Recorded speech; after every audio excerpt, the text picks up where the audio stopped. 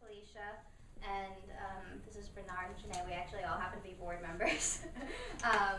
But diverse board diverse board group.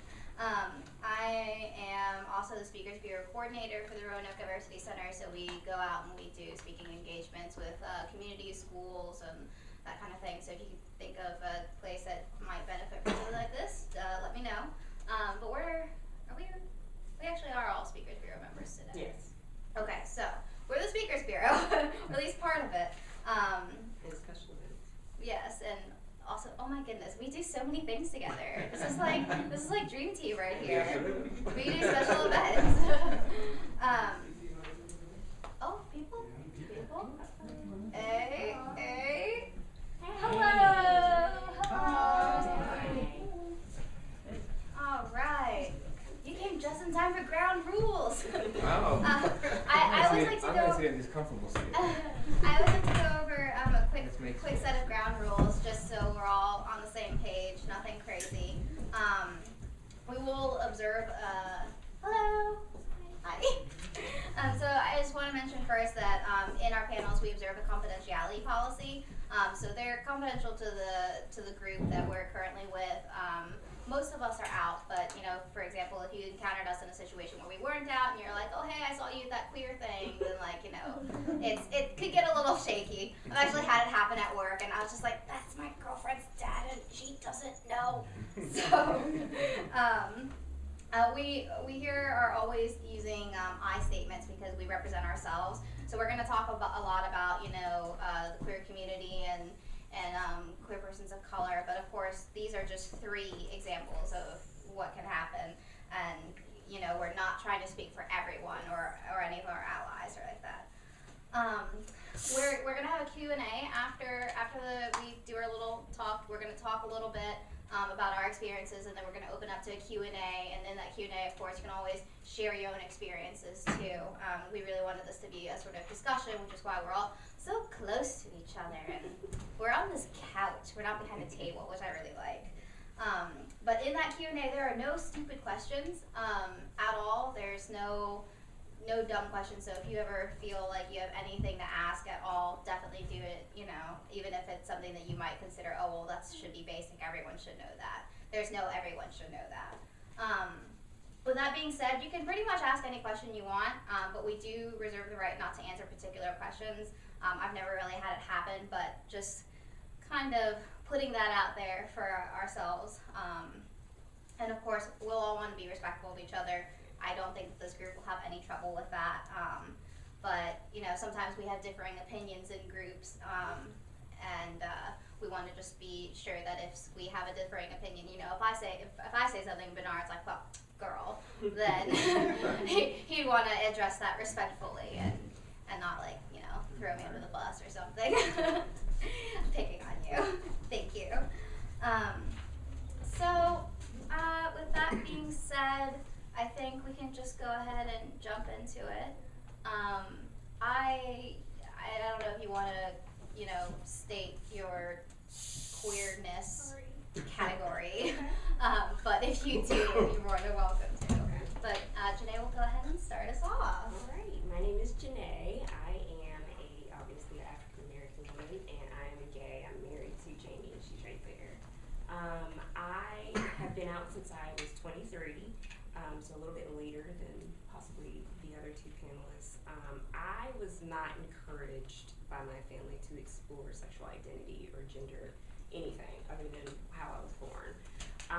So that was probably why it was so much later in life for me to become not only aware but accepting of who I am. I didn't become more aware of my feelings about my attraction to other women until I was in college. Because in high school and in middle school, I didn't really realize what was happening. I thought we were all just friends, and that was cool. And I was supposed to date men, which I did. I dated guys up until I was in my sophomore, junior year of college. And then I became more aware and accepting and acknowledged that I was gay when I was in graduate school for my master's degree. And I'm out to my family, I'm out to my friends, I'm out to coworkers and colleagues in the community. They all know.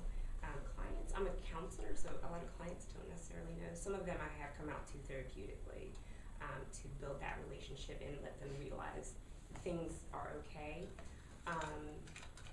So that's the positive side of things that have happened to me. Some things that haven't been so positive because of my identity. I've experienced a lot of microaggression. Do you all know what microaggression is? Yeah. I see two people nodding. Typically, if you are somebody that doesn't present as, I guess, a white male, you may have experienced this. If you are non-conforming as far as your gender is concerned, you may have experienced this. I'm going to read from an article, a research article on counseling and microaggression in the actual therapeutic relationship about what this means. It's a less overt form of racism and prejudice, but it's more ubiquitous. It can be experienced in a variety of direct and indirect matters, so it's conscious and it's unconscious. It's insults, it's slights, and it's discriminatory messages. So an example of microaggression, or three examples, would be micro-invalidation, let me turn this over, micro-assaults, and micro-insults. So micro-invalidation would be like denying that racism exists, or denying that you are gay. So if I came out to my parents, which I did, they were accepting of it. My dad was a little bit more difficult, but they ultimately are okay. But for them to deny and say, no, you're not, that would be micro-invalidation. Micro-assaults, an example of that would be more direct message of racism, sexism, homophobia, any of the isms that are not okay in a safe environment. So an example of that would be if, I don't know, if it's a safe environment, that means that person can't necessarily get in trouble for what they did to you, but it would be more overt and kind of more in line with racism than microaggression, if that makes sense. So somebody calling you the N-word in public, and you don't see who it is, something like that. I had something stolen from me at work, and after I had come out to colleagues, coworkers, I feel like that's a form of micro-assault, because I don't know who that person was, but they felt comfortable enough to do that, and this was something that happened to me after I had come out, so I feel like it kind of relates, but still, I don't know. The third is micro-insults. So that would be like somebody pathologizing queerness or race or anything like that. It's not okay that you are this because the Bible says this. That would be an example of that. So those are the two sides to it. I enjoy being gay. I enjoy having a space, but there are some downsides. And microaggression is one of those, and it intersects for me because I'm a gay woman, I'm Black, and all of these different identities that I hold. But I don't want to talk too much about that because I think Felicia is. I'm not, no. About intersecting identities. So I can go on and talk about intersecting identities and microaggression and how it's a huge deal. I'm hopefully going to be doing research on that. Yeah. Thank you, Jenae. So I'm done. Thank you. My name is Bernard Alvarez, and I am just Bernard. I don't identify as gay or male or female or straight or bi or anything. I am just me. Throughout my life, I've been what would be considered gender fluid, pansexual. It depends where my mind is at in that part of my life. Growing up, as you can see, I have Native American in me. My birth mother is Apache or Diné, and I was adopted into a Cuban family in South Florida, in Miami. So I was raised in a very strict but loving Cuban family, very Catholic, very large family. My grandmother had 7 sisters and 3 brothers. I probably have about 400 cousins living in South Florida as we speak. No joke. So I had a very large family, and like I said, I was actually the only child, and because I was adopted, I was treated with, I was very spoiled. I was given everything I wanted. Went to private school. It was very strange growing up in this Latin family and a predominantly upscale Jewish neighborhood, and we were literally one of the only Cuban families in the neighborhood. So right there, it led to some discomfort. You know, it was like, well, why are they doing that? How come we don't do that? I never had macaroni and cheese till I was like 9 years old. You know, I never heard of country music. When I did, I didn't like it. But you know, so it's very interesting. We lived in a very Cuban bubble. You know, it was all about family and whatnot. And but I will say that my playmates were all, you know, the kids in the neighborhood. And actually, one of my best friends growing up when I was a child they were from Kentucky. So I learned quite a bit about the South from them, which kind of terrified me, quite honestly. And my gender, I always knew I was gay, always. As a matter of fact, I probably, looking back, I might be transgender. I remember being a child saying, when I grow up, I'm going to become a girl. And my parents catching me playing Little House on the Prairie, and I wanted to be Laura. And they caught me in a prairie dress, and they lost it. But you can imagine in the Latin culture, it's very machismo based, especially when you're dealing with extreme Catholicism from the Caribbean. It's very different. I was very religious, went to Mass every morning before school, went to Mass every Sunday, catechism, confirmation, the whole thing.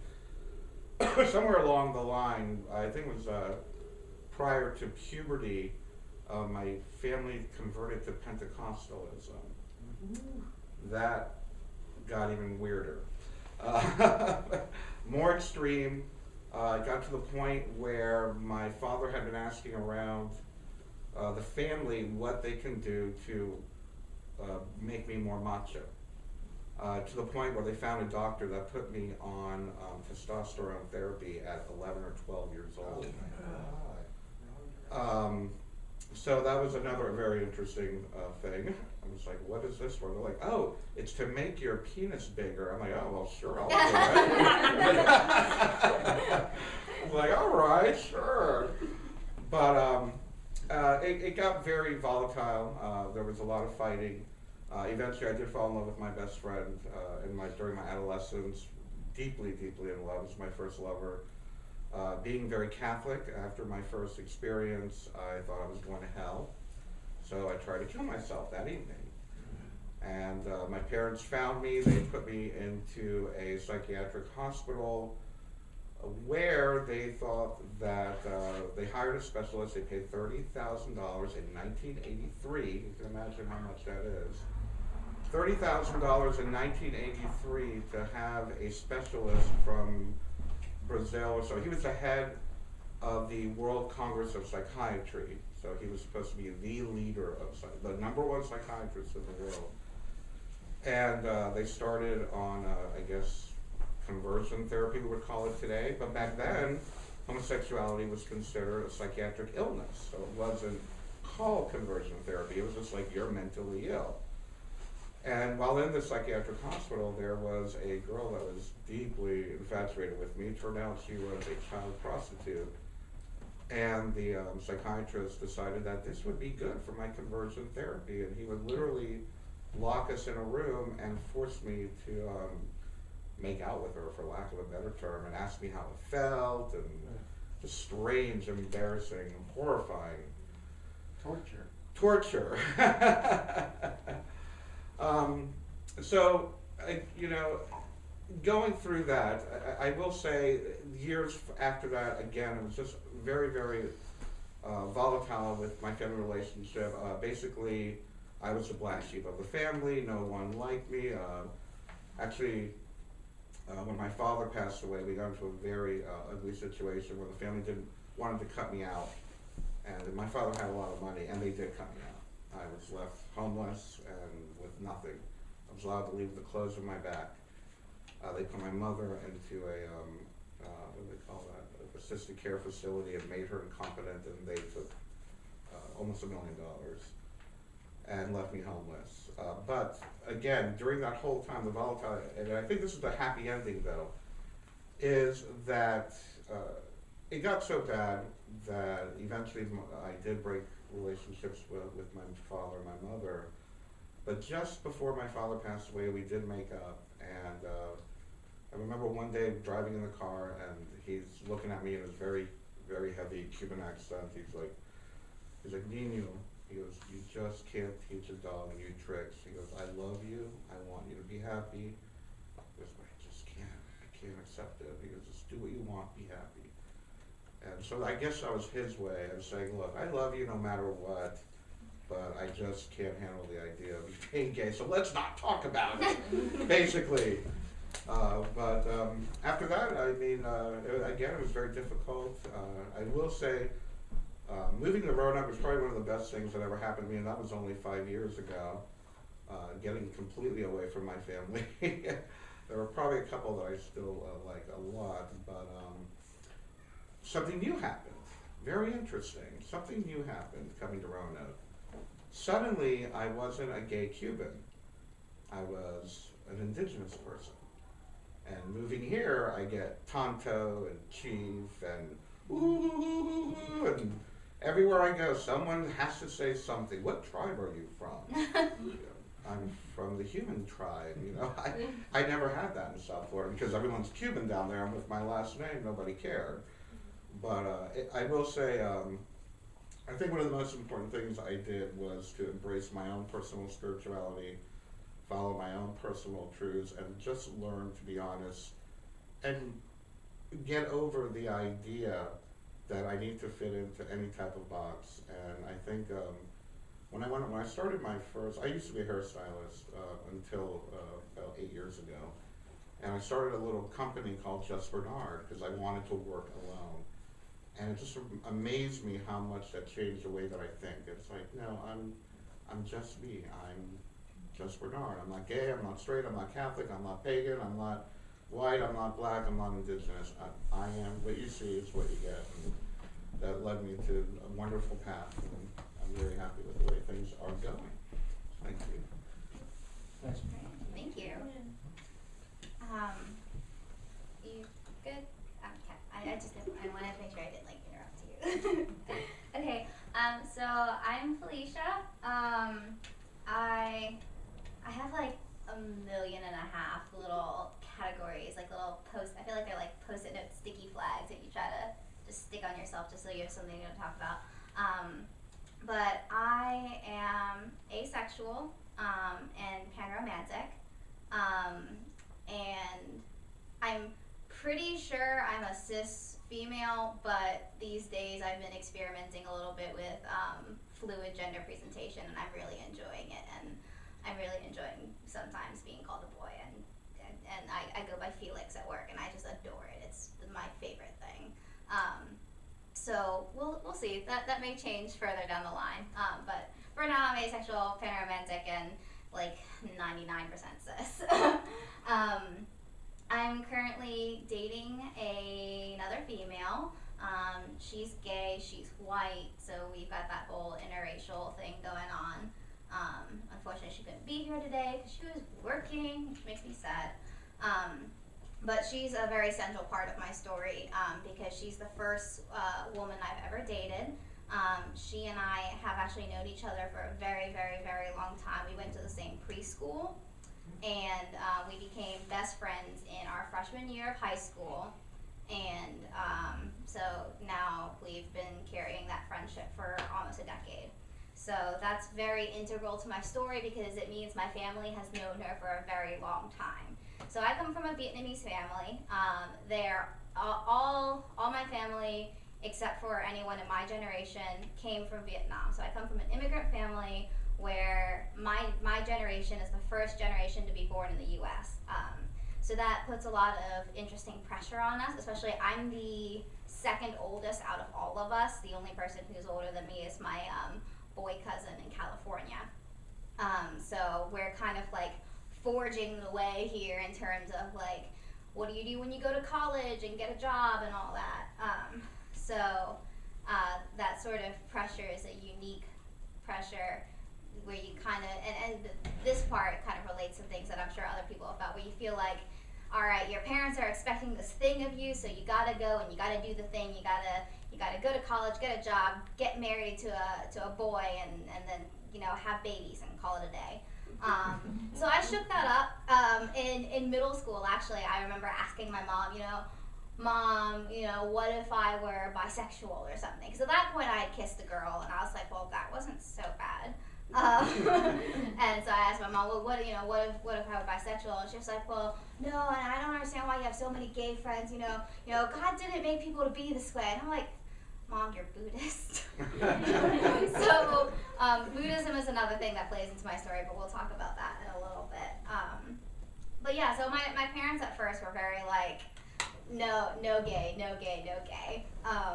But eventually it got to the point where that, growing 10-year friendship between me and my current partner got to the point where my parents were secretly conversing in their bedroom. Oh my God, are they dating? Are they doing anything? What are they doing? So finally my mom, and I found out later that my sister had talked to my mom. My sister is currently 17. So she was younger at the time, but she had talked to my mom, and my mom had been freaking out about this. And my sister was like, Mom, she's never going to tell you if you're just always freaking out about it. So one day my mom just comes to me in the kitchen and she goes, if you're going to be gay, just be gay. And I was like, all right, Mom. So I told her at that point, that I was dating Tessa, my partner. And she was like, I'm in shock. And I was like, Mom, you're not in shock, you're fine. And she's like, I'm in shock. So eventually she got out of her shock, and it was completely fine. I'm pretty sure because they knew Tessa for 6 years before I ever was like, hey, she and I are dating. They accepted her very, very quickly, which is kind of surprising when people hear, Tessa's family grew up in the U.S. and they're white middle class. My family is like lower middle class, came from Vietnam. You wouldn't expect my family to be the one to embrace us with open arms, but they are. And I think religion plays into it a little bit too. I know we've all mentioned religion in our stories, and that isn't to say that there are not lovely, open, welcoming Christian people. We are in a church right now, for goodness gracious sakes. A gay church.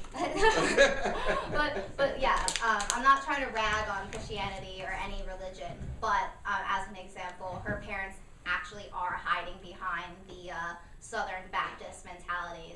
They're saying you're dating a girl, and on top of that, you're dating a girl who's not white, which actually has factored into it. And of all the not white things to be, her dad fought the Vietnam War, and I'm Vietnamese, so a little bit of tension there. But yeah, so my mom told all of my family for me, which was kind of great. She didn't ask me if she could or anything. I kind of just assumed that it would happen. The only person that no one told, except for my aunt, she kind of like primed my grandma into it a little bit, was my grandma. And that was because I wanted to come out to my grandma myself, which was really hard because my grandma speaks English, but not a whole lot of it. So I had to figure out how to come out to my grandma in Vietnamese, which left me with very elementary terms because like I speak Vietnamese conversationally, but there's no way for me to figure out, Grandma, I'm asexual and panromantic. They're just not words like that. So it basically came out, Grandma, I'm happy, I'm dating this girl, and it's great, I love her, she loves me. And my grandma cried about it a lot, and then finally, and by finally I mean like 3 hours later, she was like, this is the way Jai Fuck, which is, it sounds like fuck, but it's not. This is the way Jai Fuck made you to be. It's God, God Buddha made you to be this way. This is how it is, and I just have to accept it. If she loves you, then I love her. Done. And so that was how my grandma took it. My grandpa also was in the room at the time. He was like in the next room over. Like if that were a room, all the lights would be off, and Grandpa would be sitting over there, sitting and smiling, and like sitting in a swivel chair. And I'm like, Grandpa, you okay? And he's like, me? Okay? Yeah, of course I'm okay. I don't know why I wouldn't be okay. And I was like, all right, Grandpa. So at this point, my whole family knows that I'm dating a girl. Everything is great. Mostly, I think, because in an Asian family, especially with Vietnamese people, at least in my experience, family comes first. It's always your family. We're always giving each other money, even if we don't have money to give. We're always watching out for each other. And I think a lot of that comes from the way we show affection. So in Asian families, a lot of times you don't talk about what you feel. You don't, and this is, my family's entirely like this. We never talk about how we feel. We never, if we ever have communication problems, they just stay there. We don't talk about it ever. So, you know, your parents don't say, oh, I love you, I accept you, it's okay. They just, well, okay, does your girlfriend want to go on vacation with us, you know? So I think that is a large part of why my family has been so welcoming and accepting, because there's really no outlet for them to say it. And that, again, I think comes from being Asian American. And yeah, so you kind of just have to move forward. I saw something on the internet that was like, Buddhism in a nutshell is you either take it or leave it, and it's kind of very true. That's how my grandma was, you know, take it or leave it, this is the way it is. And I think it has to do with a lot of like the Buddhist philosophy of letting go of desires. You know, Tessa's parents have trouble with the way things are right now because they had this idea of her future where she would marry a 6'5" man who was athletic and Christian and a family man. I know all these things because I asked her dad one time before he knew that we were dating. I asked him what would his ideal candidate for his daughter be, and that was it. I'm like, wrong. So a lot of you have seen me sitting down, but I'm about 4'11". I'm not very tall. I'm definitely not a 6'5" athlete. But yeah, so they had this idea, they had this desire of what her future would be like, and they haven't been able to let go of that. So that's one reason why I think they're struggling a lot.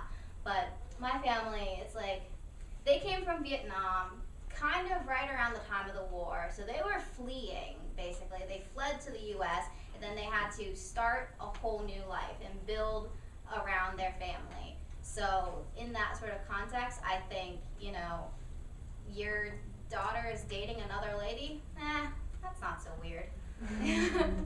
So, that is my story. Thank you. So we are just a little bit after 6:30, which is great. That leaves us lots of time for the Q&A period. We can go half an hour, 45 minutes, whatever you guys want. It's entirely up to you.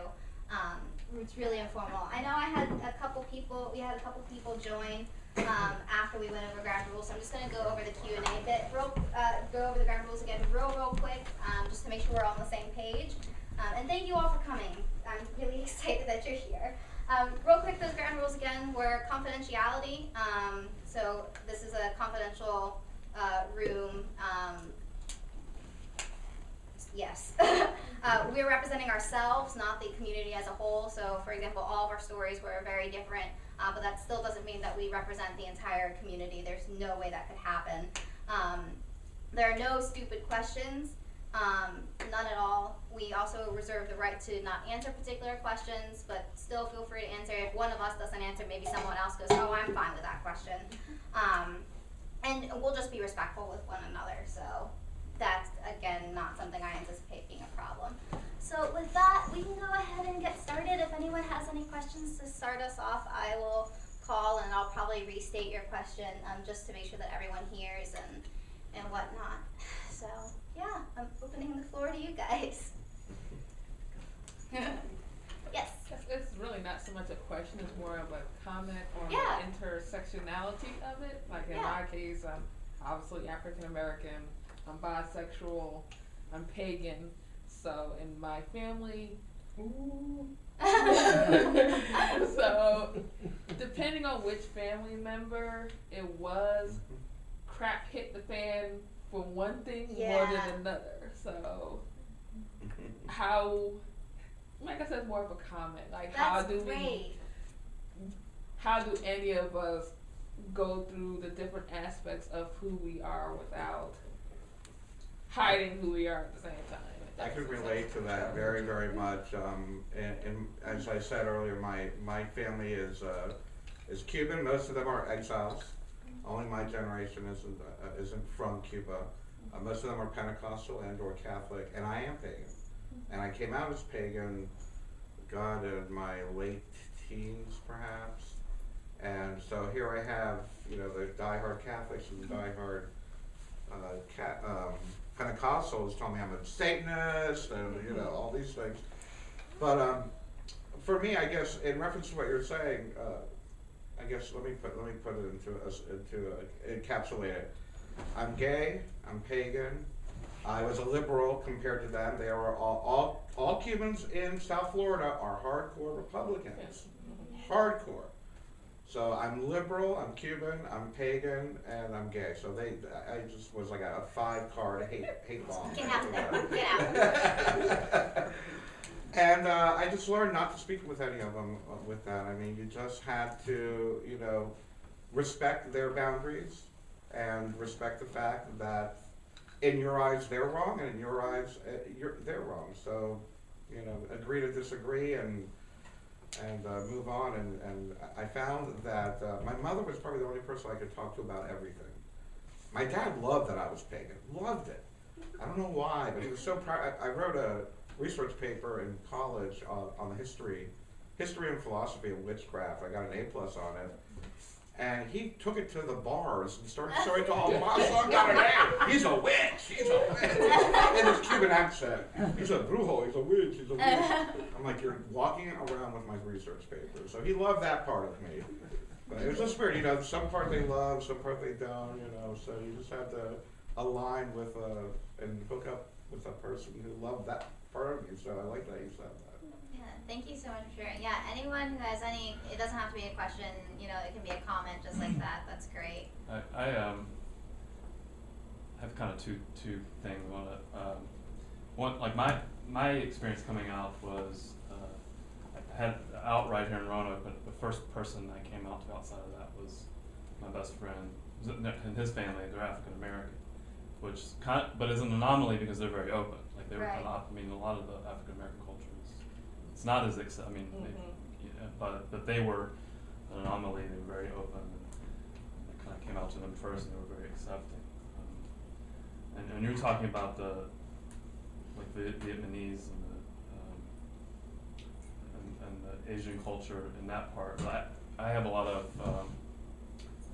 of friends in Chicago because I was involved in a Korean meetup and learning about Korean culture and language, and it was interesting because the Korean culture it's different.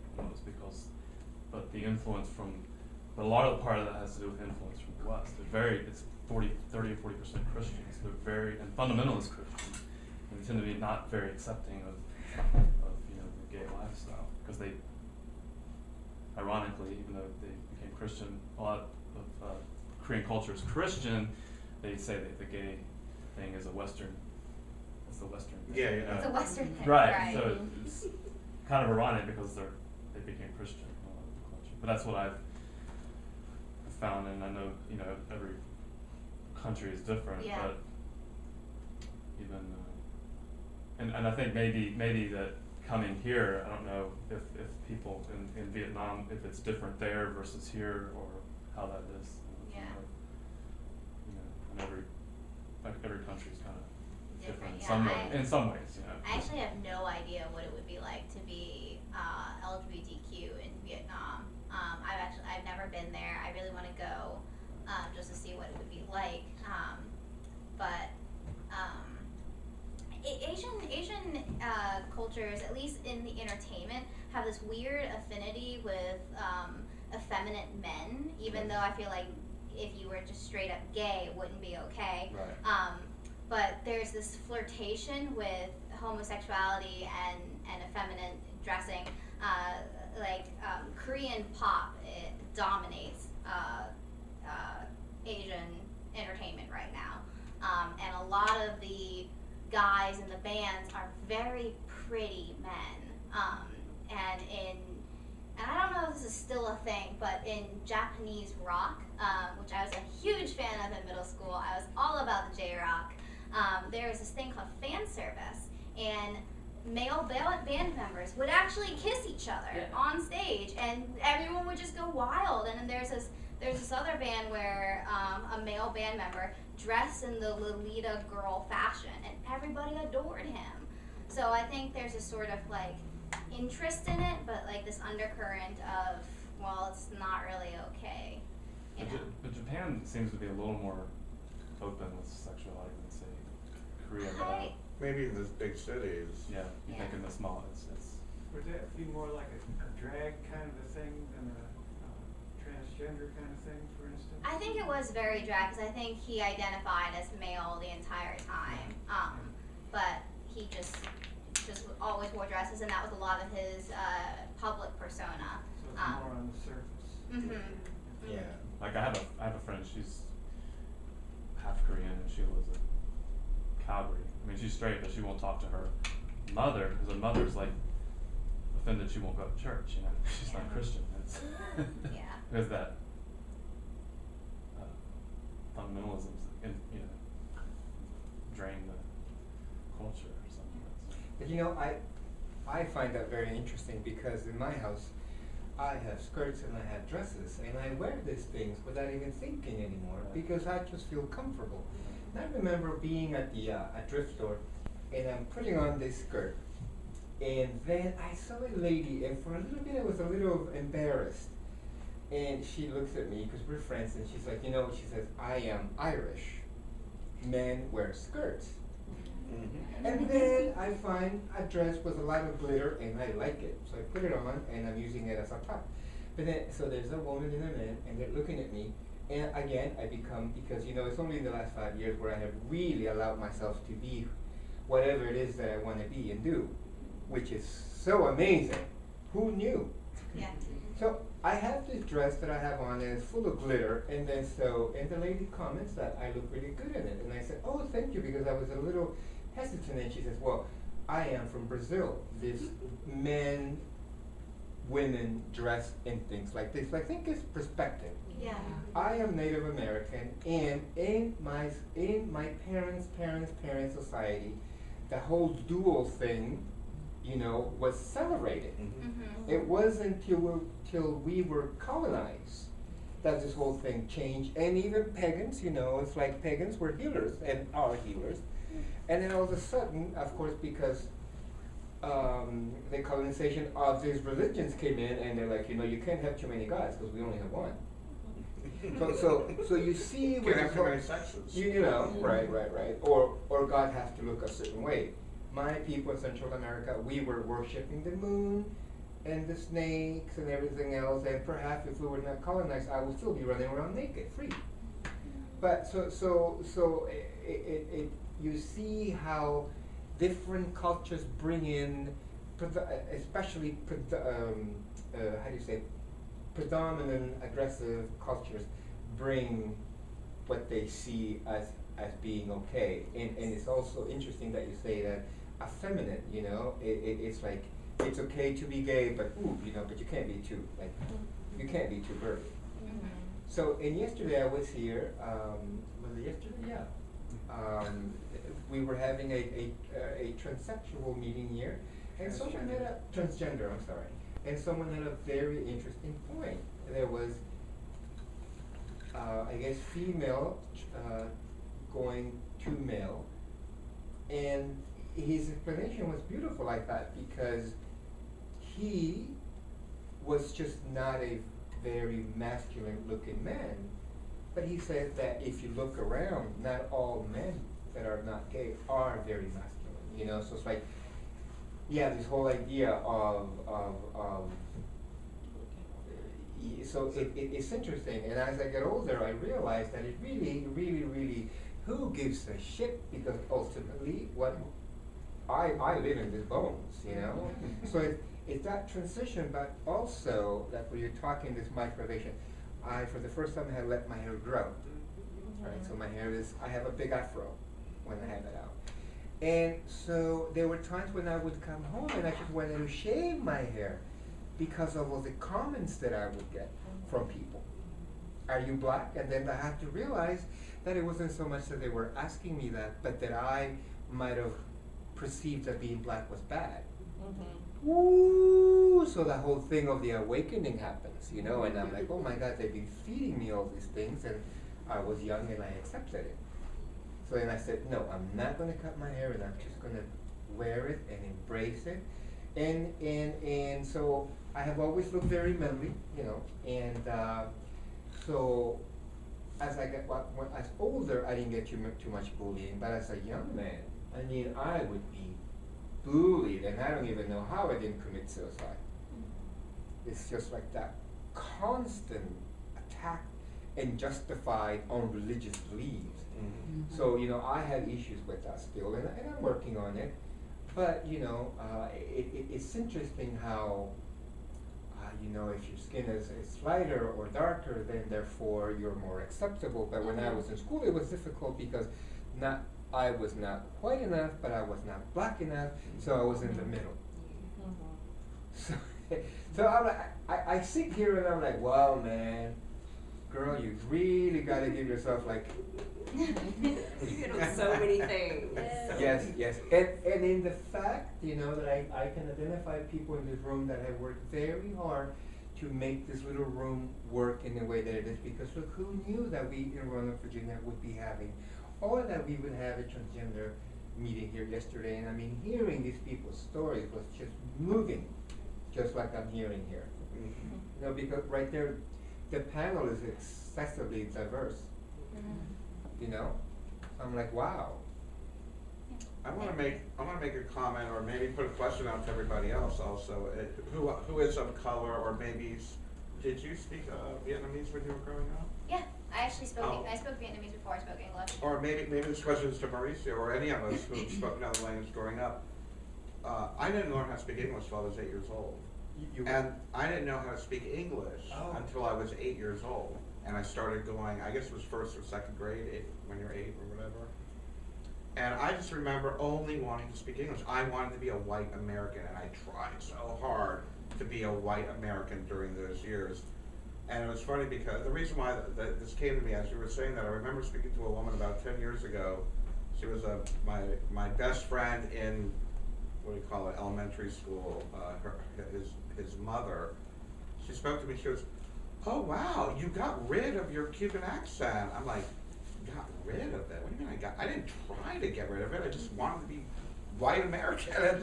I lost it. And now I'm living in the South. I got a little bit of a Southern accent. But I was just wondering if anybody tried to, I don't know, gentrify, assimilate, whatever the word is, you know, westernize ourselves, or make yourself more white, or. Can I actually hold your question for a second, because I've had a question over here. Sorry, Frida. Oh, Yeah, well, yeah, go on. okay, well, I was just, when you use the term trans female, I think was what you said. Cis female? Cis female. Oh yeah, I'm sorry, I throw these words out. Yeah, so I was in this group called Feminism on Facebook, where somebody posted a cisgender article that was critical of the term cisgender, because they said that it was a person that went from male to female came up with the term of it, and they were upset that that a man would define who women were, and it was I felt it was a very disrespectful article, because it was saying that men just want to dress and be like glamorous and Sex in the City, and that they didn't know what it was like to be a woman. And I thought it was disrespectful, because my understanding of transgender is that you are the other gender, that is the authentic of who you are, whether you're putting on makeup or not makeup. It's not about wearing stockings or anything like that. It's the essence of who you are. And anyhow, I got kicked out of that group because You're too cool for them. because I was asking these questions, especially of feminism. So I was just, I don't want to get kicked out of here. No, we won't kick you out. I promise. I promise. But it just, I don't know if everybody knows what that term is. I was Yeah. like Googling and trying to figure out what does cis mean. Yeah. And I said I didn't have a problem with being termed, because I wondered about, does everybody know what cisgender is? Yes. I found out a month ago. I had no idea. I'm like, in my case, I consider cisgender, because I have cisgender on my Facebook. I am female, and my gender identity, I match my sexual identity as female, so I match both aspects. Yeah, so cisgender, and anyone can chime in and throw in what they've heard or correct me if I'm wrong, but cisgender is when the gender you are assigned at birth. so the doctors look at you and say you're a boy, you're a girl, matches what you are as a person. So I say, when they looked at me when I came out of my mother's womb, they were like, you're female, and now in the world I say I'm female, therefore I'm cis. And this can apply male, female, either way. It's just an adjective to basically say I'm not trans. Because trans it means other. You feel other. Other. So it or could cross, be, right? Yeah, it could be male, female, or it can be gender fluid. Just be myself. Yeah. Just too complicated. I'm just for That's right. Just Just Erica. Is cis short for something else? Or Cis is it? stands for something, and It does. I I can't cannot remember. remember Is what it it same or stands. something? No, I think it it- does mean same, it's- but with the whole. It's like a scientific Yeah. term that's CIS, and then it's like the I dash, think but it comes out of Latin. It's like Yeah. a piece of a Latin. yeah, it's a Preface. part of something. I remember when Laverne Cox came to Holland in October or September. She End of said September. it. She said what it is, and I can't Yeah. remember. But Go on yeah, Wikipedia. feminism is very weird, especially in the way that it is now. It can be a very white woman powered feminism, and feminism in the sense of cisgender feminism. So people like women of color and struggles that are specific to women of color and struggles that are specific to trans women are often pushed to the side, just like you were in that group. I know. I was just like, You raise these questions and suddenly it's like, well, it's not about them, it's about us. And it's like, well, this is part of the us. So, yeah, because I was pushing back. Yeah, so as far as because when to me the definition of feminism is that men and women are equal. Not that we're the same, not that any of us is the same, because just Bernard is over there, and there can't be another Bernard. But that we all are, but we're all equal. But we're all should be treated with equal respect and honored and allowed to be the essence of who we are, and feel comfortable in our own skin.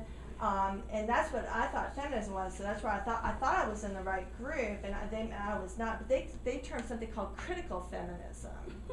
girl, I hadn't even heard of that. Yeah, it sounds like the second week. Way better. They weren't very nice. Yeah, but there's a group in my college called Feminism is for Everyone, and I loved that because it is. It's for men, it's for women, it's for people who are gender fluid, gender queer, because the ideas that we hold on to, especially in the U.S., is sort of like patriarchy.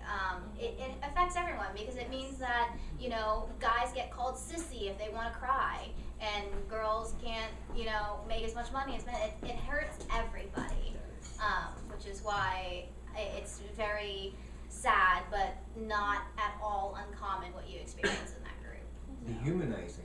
It is Yeah. human, exactly. Yeah. Thank you so much for bringing that up. I'm glad that we're getting into crazy conversations. Can we do Bernard's question and then I can get your question? Thank you so much. So I Bernard's. think she was going to say something. Oh, were you going to say something to add to it, or were you? No, Oh. behind Oh, you. gracious. Oh. Oh my me. No, I was About the gentrifying or assimilation of the white culture. I think that's what you were going to That's what I was talking about. I was like, Oh, I yeah. felt like I had to be like this white American. in terms of language, like Yeah. the African American community, we have to. To me, speaking hood language is still legible English, but in order to merge into the dominant society, you got to speak the Queen's English. You got to speak regular English. When to me, what I speak in general is completely It's understandable. English. Yeah, but it's frustrating to have to. I won't say it's frustrating to have to conform. Why should I have to conform to your standard rather than everybody's standard being equal, per se? Same thing with my hair. Just because I decide, hey, I don't feel like a perm, why are you so scared of an afro? It's the hair that grows out of my scalp. Like, it's strange. Yeah. That's why these interactions are important, and I wish more heterosexual people were here and white people were here, because I think that would be good. But we'll keep doing this. I think we got some white heterosexual people in here. So I said I'd get kicked out. No, you're not kicked out. heterosexual, so. Awesome, thanks. Oh. Glad you're here. White heterosexual. I think they say Anglo now. Anglo-American. You're from Germany.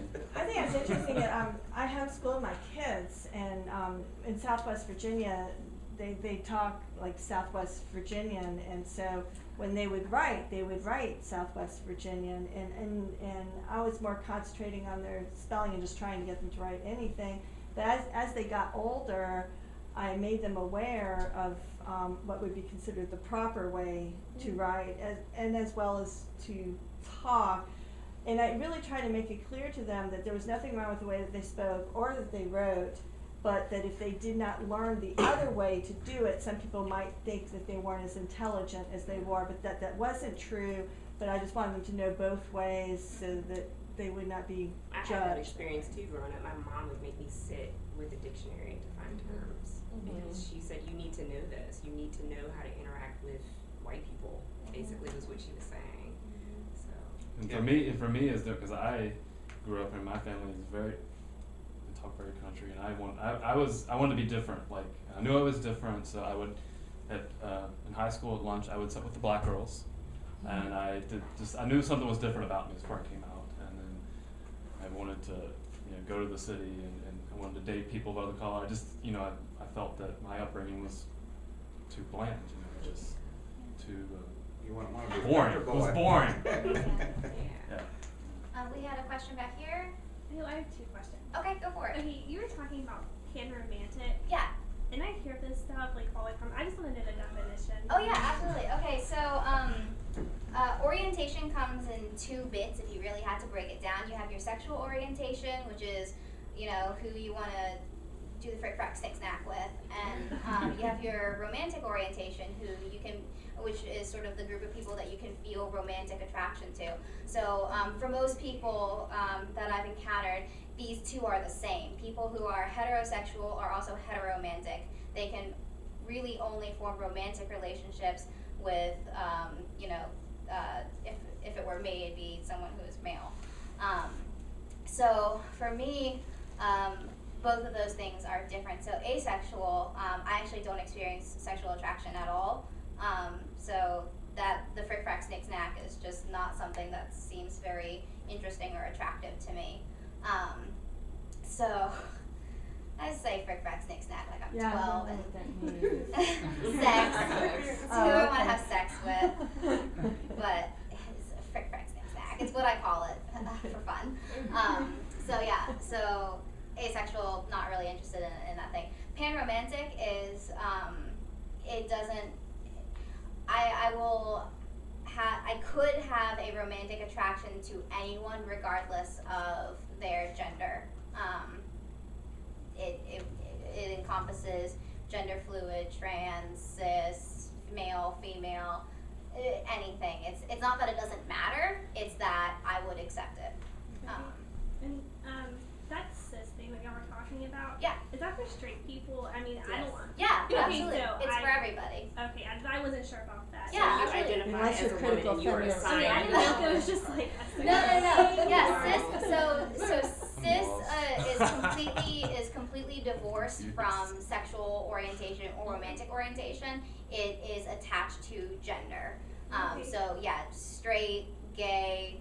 If you have a gender, then you could be considered cis. And what's gender fluid? I'm sorry. Yeah, no. I love these questions. These are great questions. I'm really glad that you're asking them.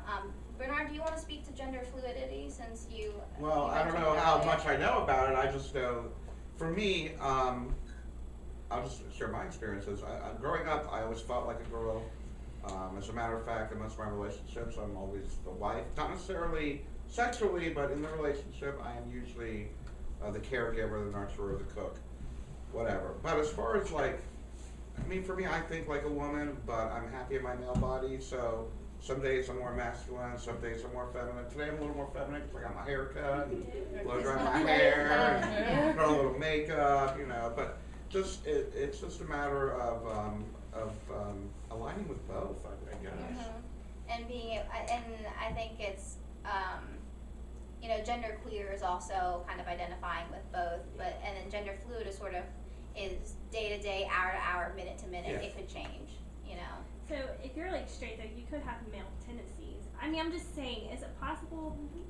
Yeah, Okay. absolutely. Well, because then straightness also doesn't. I guess it kind of does technically, because if you're gender fluid and you consider and you're straight, you know, if I were straight and gender fluid, I'd be straight in my relationship with my partner who's a female. If I were male at the moment, so you kind of get into this weird intersectionality, which is why I'm so glad you're asking these questions, because it gets really confusing. But to try to just break it down, yes, you could absolutely be straight and be gender fluid. Because sometimes I act like a man. I get so like mad sometimes, and I'll be, you know what I'm saying, but not literally. But I'm just saying, you know, you could act like one. I guess if you get mad or, you know. Yeah. So, You hear men saying if they're getting in touch with their feminine side, that We run into all kinds of problems with that, because then you are saying that these things that are considered in their feminine side, which would be maybe fashion or emotion, are strictly female things. And or negative. Yeah, which is really, it's really tough to have these kinds of discussions, because it's hard to say, you know, I'm feeling more feminine today. Well, what is more feminine? Yeah. Like, what does that mean? More right brains. Yeah, so it's Intuitive, I always creative, Yeah. I always compassionate. I always I've heard throw in people the say term that like in- conventionally feminine. you know, when I've heard men say that when it's come up, it hasn't been in a negative way, but more just because I think there's pressure on men in our society to stuff their emotions. Yeah. And so I think there is an emerging desire for them to be more holistic as far as that goes. But is that separate from gender fluid then? That's what I'm wondering. Like, so is that think the same thing or? I think it breaks down to who it is as a person. You know, if I'm a male and I say I'm getting in touch with my feminine side, but I still strictly identify as male, I'm still male, then yeah, it wouldn't be gender fluid. It'd just be me getting in touch with my feminine side. You know. But if I wanted to say yes, I'm gender fluid, then I'm gender fluid. It's really about empowering yourself to be who you are, and no one can say, well, that person's gender fluid if they are not saying that they are gender fluid. Laverne Cox came again. I'll mention that, and she mentioned her brother who is gender nonconforming, and I don't remember his orientation as far as who he's attracted to, but if you look him up, I think that he does talk about this too, so you can learn more about it if you'd like. Yeah, because I don't want to, you know, overstep my boundaries and talk about something that I am not personally wholly involved with. But like I mentioned in my little brief introduction, I am sort of playing with this gender presentation, and the idea of possibly being gender fluid, I don't know, is sort of a weird period of my life right now. Well, and it's good that you are I'm questioning that. There or you go. You're the exploring key. that. You're the key. Or questioning that or exploring that, because it's not fair to just say I'm this. I've done that before with clients, and I've been corrected, thankfully so. A client told me, transgender client told me once, I am pansexual, and I didn't know what that was. This is the first time I learned of it. And I said, so that's like bisexual, right? Completely dismissing what she was saying to me. And she explained to me, no, my orientation has not, or my attraction to someone has nothing to do with their gender or their sexual identity or any of that. So it's, I guess, very similar to panromantic, but also very different, because they are sexually attracted Pansexual to applies other to the people. sexual So orientation. I really appreciated that interaction with her, because one, it embarrassed me and it taught me something new, but also I was open to learning that too. So that's what we all need to be doing, heterosexual, straight, or heterosexual, gay, whatever.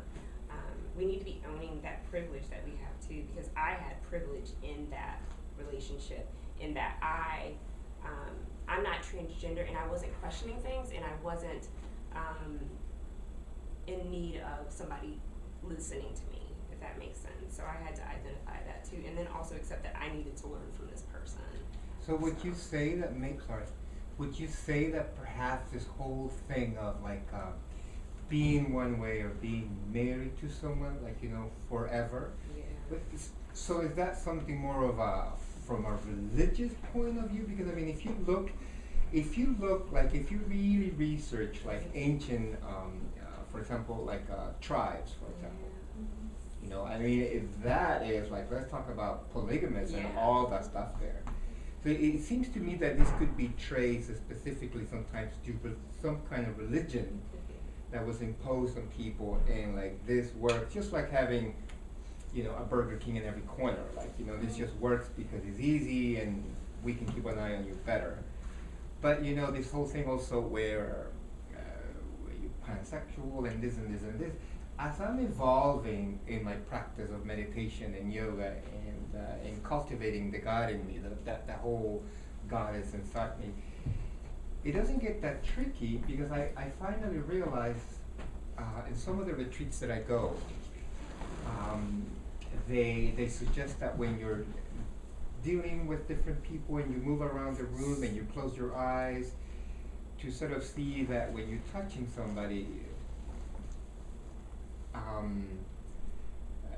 I had this guy touching me, and so I have very, you know, I exfoliate, so my skin is really soft. But so he couldn't really tell whether it was a boy or a girl. So I think that's the whole thing of the exercise, that love really transcends all of that, what's in between your legs or how you feel. Yes. Right? I mean, it's about that mutual acceptance too. and, Absolutely. right, and respect, and because even at my point now, I'm like, you know, okay, so I used to think I was gay, but then I realized, well, that really puts me too much in a box, because, you know, beauty, it's so, It's vast. yes, It's vast. it really is. And so it's like, but what you were talking about earlier, I think that I don't really hear people talking about too much, that microaggression, like those little things that people say that never used to like bother me, but now I'm very aware of them. I saw a little Twitter of activity over here. Yeah. You know, Sheila and I, Gloria and I have been together for 20 years. Woo-hoo. And we didn't, the only reason we stayed together is because we like each other. She's funny, I'm funny, she bakes, I cook, whatever. I wanted to share something with everybody, sort of like not saying that we're older than anybody in here, but I feel like there's hope for all of people who run into such pain and difficulty, feeling like they're different in a bad way. You would not believe it, but one of the best friends that Gloria and I have is a redneck hillbilly. He's a survivalist. Wow. And he said if shit comes down, we're more welcome to come out. I love survival. Ride it out with him and his family.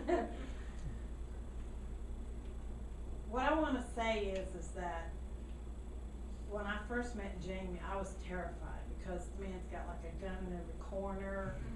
He pretty much just has no use for the government, the whole 9 yards. And I thought, gee, we're going to be the last people that he'd ever want to associate with. Guess what? We're probably a couple of his best buddies. When he goes hunting and there's going to be a barbecue, we get the best cuts before anybody. That's awesome. He went deep sea fishing. He went 50-some miles out of his way to bring us fresh seafood. He won't go to a family gathering with his wife is my niece. He won't go to a family gathering unless we're going to be there. He always says, Early and Gloria going to be there? And she'll say, well, yeah, why? He'll say, I want somebody fun and smart to talk to. We've run into several situations like this in our lifetime, and what it's all had in common is that these people were willing to get to know us as people, but we were willing to get to know them as people too. To take the fear we had and a rejection, or maybe in even some cases, actual physical fear. Set it aside and say, okay, I'm going to take a leap of faith. I'm going to talk to this person as a person. I'm going to let them get to know me. I'm going to get to know them. And I guess really my whole point is that anybody who's young, questioning, going through hell, having such a hard time,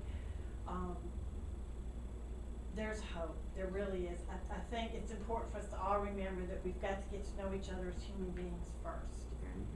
And then when we're comfortable, then we can be completely who we are because they got to know us first as a person. Yeah.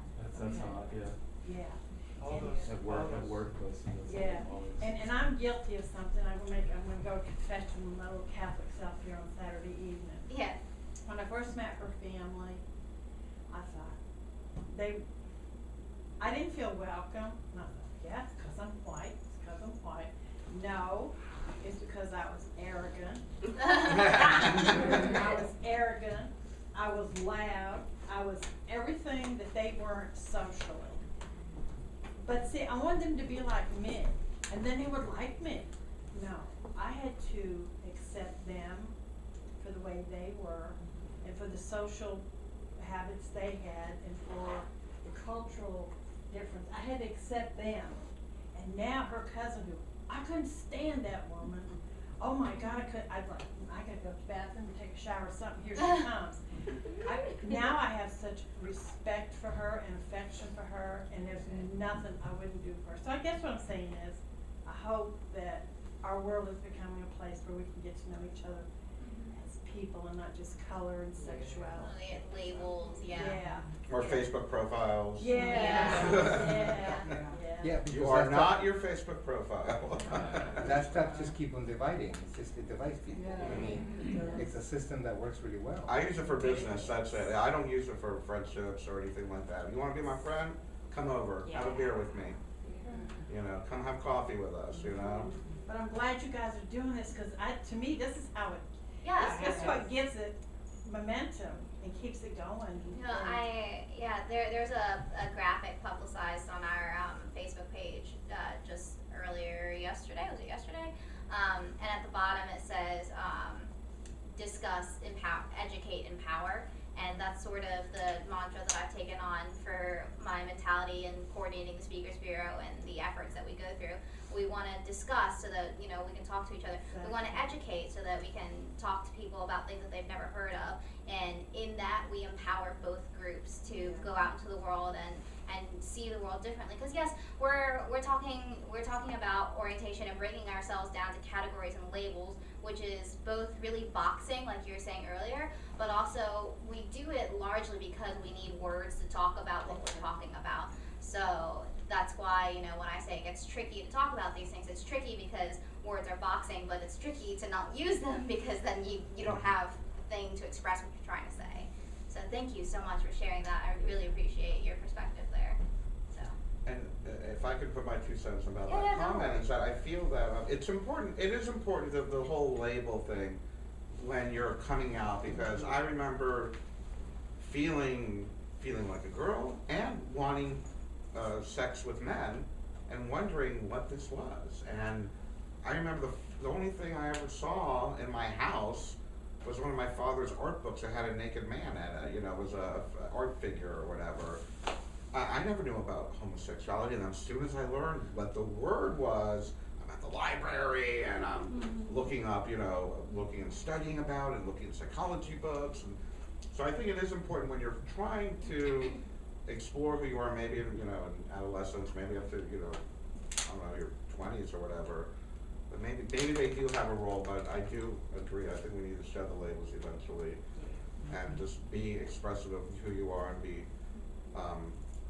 Just be who you are, and I will say this: the label thing destroyed my marriage. I was married to, for lack of a better term, a pansexual, and he did not identify as gay. He did not identify as queer or anything. When we were out in public, he didn't want to be seen as a homosexual. But amongst friends, he'd hold me and hug me and carry me, and very loving, very affectionate amongst friends, and we had a beautiful marriage. Well, it was crazy because he still had those issues. But it was because of the fact that we moved to Wilton Manors, which is the gayest place in Florida. Yeah. I mean, the person at our Publix, we have Publix down there, that's Kroger in South Florida.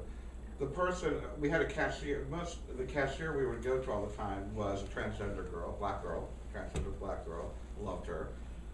And, I mean, and she would be one of the people that he would talk very comfortably about it. But the moment we left Wilton Manors, he had so much fear of being labeled homosexual. Now, we broke up approximately 5 years. We broke up 3 months before I moved here. That's one of the reasons why I moved here, and I had to get out of South Florida. I wanted to start a new life. But he didn't know the word pansexual. He only knew gay or straight. Are you gay? He's like, no, I like women. He goes, but I'm in love with Bernard. I'm attracted to women, but I'm in love with Bernard. But nobody gave him that label, so maybe that label would have helped, you know. So I think and he was 10 years younger than me, or 15, I don't know. So young people need labels is what I'm trying to say. So say pansexual, say this, whatever works for you, until you are comfortable with who you are, then throw them out. And it changes. It changes, you know? Like, And to know that changes too, Yeah, because, exactly. you know, Absolutely. It's all in the spectrum. I think I'm comfortable in my label, cisgender, bisexual. Yeah. Like, it For kind us, of it well, just it helps to is. contextualize your experience. You know, Yeah. if you say you're cisgender and you're bisexual, I know that your experience, you know, I should automatically think that your experiences are different than mine, because they will be no matter who you talk to. But like, you know, I'm not bisexual, so I know that your perspective as a bisexual is going to be completely different than mine, and you're going to face an entirely different set of ups and downs. I think it has to do with, as far as if labels are being used for description compared to judgment and condemnation. Mhm. It's the context of which it Yeah. is. If there's a curiosity, especially if there might be somebody like wanting to know, like, are you single? Are you already Yeah. like just trying to figure out, like, what can my relationship be with you? You know, and I think a lot of our society wants to limit and box people in, and I think part of the resistance to transgender or you know, like all these different things is this feeling of uncomfortableness of, like, you're going outside of the box. Yeah. So like how do we interact, or how do we, you know, like, you know, how do things happen? And I personally don't feel that I don't have apprehensiveness about seeing what unfolds, of being open to that. But there's some people who, like, want to know, like, well, it's in the Bible and this is the thing, and you know, we're gonna have pancakes for Saturday morning breakfast because Yes. that's what we always do, and if you don't do that, you know, like A, B, C, D. like Sheldon at the Big Bang Theory, it's like, it's gotta be this or else I'm gonna freak out type of thing, because maybe psychology, I don't know, but there seems to be some type of anxiety in our society. We are in the Bible Belt. It's reassurance and that familiarity. If you're different, you gotta go deuces. Like, Yeah, that's actually good. Let me make a comment to what you just said. I feel that maybe these quote unquote labels might have a greater role because we're in the Bible Belt. Like I said, I was in South Florida. We didn't have any of these labels. You were just who you were with, and I mean, even the polyamory thing was like, oh, I have 2 wives, or I have 2 boyfriends. That's my boyfriend, that's my girlfriend. You know, it was just like nobody really labeled it. It was just like, it was just very open-minded. You know, it's a different vibe down there. It's a different psychology. But I'm thinking maybe with the Bible Belt mentality, perhaps we do need to be able to identify so that we can identify with others and know that we're safe amongst these people. I was at a meeting the other day where they said that per capita, Roanoke has more gay people per capita than the rest of the nation. And I Who didn't, said that? huh? Who said that? I believe it was Tyler at the Points of Diversity meeting. Either that Per or capita? per capita. Maybe That means percentage-wise. ratio wise. Maybe an old Southwest, but. Yeah. Brandon, what I neighborhood? mean, I've moved here and I've noticed My that. neighborhood. Roanoke is- City, is- maybe is- Roanoke City. Yeah, no, so he was saying Roanoke City, and I wasn't sure if that was because of it being a magnet as far as a safe place for people to go, and so that, I don't know, but I just thought that was kinda No, it's interesting. not. People pull these statistics out of, you know, things, and it's like these and it's like there was recently this census on percentages, you know, cities with the highest percentages of, or metropolitan areas, and they're always based on who's out, you know, and obviously southern cities got lower percentages than, Yeah. you know. And I don't know if it was Tyler that told me or not. I just remember I remember that like. I think Roanoke for popped in Southwest my Virginia head. has a higher, but I Yeah. don't think. I mean, I was kind of shocked, like, cause I moved here. I'm originally from Jersey, and I moved to Lynchburg, Oh. and then I moved here. And then the fact that this is here, I was kind of like, like shocked, like. Welcome it's- home. like, You were shocked as far as that this existed? Yeah, because again, the stereotype of you're in the mountains, this is hillbilly central, Confederate flag. Yeah, you not about that, hide that gay as hard as you can life. And the fact that it seems like Roanoke is so, oh well, whatever, you gay, cool, deuces, there's a club there, there's University Center here, like, it's so, yeah. On that note, when I first moved here, I was living in Garden City with a friend of mine. We're no longer friends. You'll hear why in a second. From Garden City, she hated the city. She hated Roanoke City. She said, "Oh, that's a city. Those are city folk." I don't want to say the word redneck because we got along intellectually. She's a very smart woman. But she said to me, "Well, if you're going to move, if you're going to stay up here, because I was only passing through. I don't know if people know the story. I was on my way to Massachusetts, and I ended up staying here." So that crazy lady, that's another story. But she said to me, she goes, "If you're going to stay here, you got to cut back hair, or someone's going to kick your ass or get your ass," or whatever she said. And 2 weeks after taking my apartment in Old Southwest, before I saw the guys holding hands, I cut my hair off. I had short hair for like the first year I moved here because of that. I was scared to death. Scared to leave my house, scared to go to Kroger. I was like, oh my God, I'm in Redneck Center. They're gonna burn a flag in front of my house. I mean, burn a cross. They're gonna burn a cross. And then one day I'm on the phone with my best friend in Miami, and I go, oh my God, there's a couple of guys holding hands walking down the street in front of my house. I had no idea what Old Southwest was, and here I was living in Old Southwest. I had no idea I was in the neighborhood. So everything happens for a reason. Hey, we probably have a time for one more question, and then we can break it up. If anyone has lingering questions they didn't want to ask in front of the group or just didn't get a chance to ask, feel free. I don't know about Bernard, but I don't have any plans. So we're happy to talk for any reason. But yeah, anyone want to give us another question? Yeah. Just on what Bernard was saying, it's like perception is reality. Yeah, exactly. It's like you make certain set of assumptions, and then all of a sudden you're living in some other reality. Exactly. And then I was thinking about what Jenae said about what was the word? The insults, the micro insults. It's like if you're in a room with less enlightened people, there's all these little micro insults that are maybe not even mentioned, but they're just people are thinking, and you've got this cloud of all these little bits and pieces that come together to make this oppressive atmosphere, and then from what you were saying, it's like, well, you just cut through that. You just be human. You just be yourself, and all of a sudden it's like that whole big fog. It just, because you brought your reality to the situation. Or your vibrations. Your vibrations are above what's in the room, which is challenging. It is. I think because you're in a room where there's a lot of negativity. Yeah. So it's. Yeah. It can be really difficult. When we started this 3 years ago, we made a courtesy call on the mayor, just to let him know we were coming. And he was careful. Within a couple of minutes of the conversation, broke out of this huge grin and reminded us that he is Roman Catholic. So we smiled too, and it worked out just fine. I'm not saying he comes to our events. But we've never felt a lot of pushback in the city. If we ask for a permit, we get it. Ours is Catholic? Really? Have a secret for me? Oh. Any final call for questions? Last question of the evening, no pressure. Okay.